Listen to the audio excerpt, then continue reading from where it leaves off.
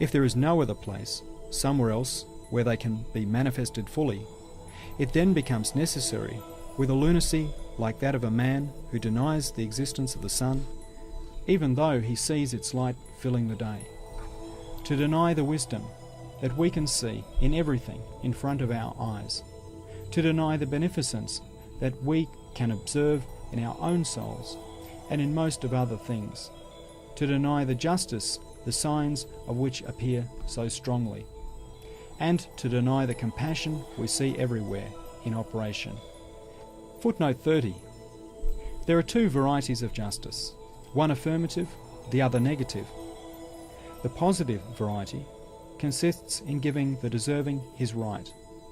This form of justice exists throughout the world in the most obvious fashion because, as proven in the third truth, it observably bestows in accordance with special balances and particular criteria all the objects of desire requested by everything from its glorious Creator, with the tongue of innate capacity, the language of natural need, the speech of necessity, and all the requirements of life and existence.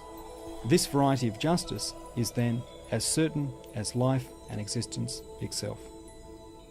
The other variety of justice, the negative, consists in chastising the unjust. It gives wrongdoers their due by way of requital and punishment. This type of justice is not fully manifest in this world, even though there are countless signs and indications that permit us to sense its true nature.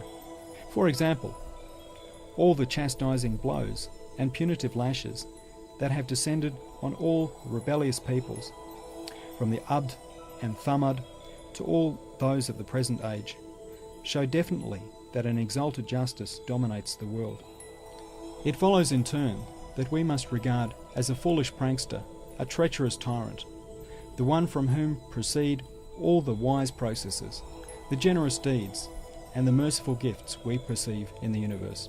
Allah forbid that this should be so. It is a totally impossible reversal of the truth.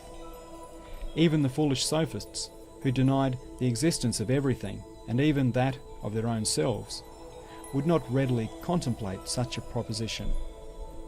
In short, considering the utter disparity between, on the one hand, this state of affairs, which we see together with the universal fusions of life and the swift separations of death, the imposing gatherings and the rapid dispersions, the magnificent revolutions and the great manifestations, and, on the other hand, the petty fruits we see briefly attained in this transient world, the temporary and insignificant purposes of beings that pertain to this world, we conclude that the non-existence of the hereafter would mean attaching to a little stone wise purposes as great as a mountain, and to a great mountain a purpose as petty as a small stone.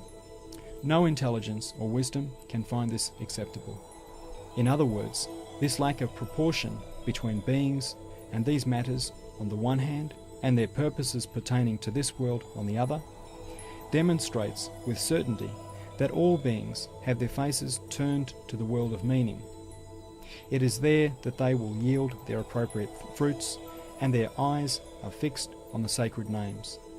Their ultimate aims pertain to that world alone, while their substance is hidden beneath the soil of this world. Their flowers will unfold in the world of similitudes. Man sows and is sown in this world, in accordance with his capacity. The harvest is gathered in the hereafter. If you look at the aspect of things that is turned towards the divine names and the hereafter, you will see that each seed, a miracle of power, has an aim as vast as a tree. Each flower, which is like a word of divine wisdom, has meanings as numerous as the flowers on a tree, and each fruit a wonder of Allah's workmanship, and a poem dictated by His mercy, has wise purposes as numerous as the fruits of a tree. As for the fruit serving as sustenance, it is merely one out of those many thousand wise purposes. It fulfills its purpose, expresses its meanings, and dies, being buried in our stomach. Footnote number 31. If it be asked, why do your parables consist chiefly of flowers, seeds, and fruits? Our answer is that they are the most wondrous, remarkable, and delicate of the miracles of Allah's power.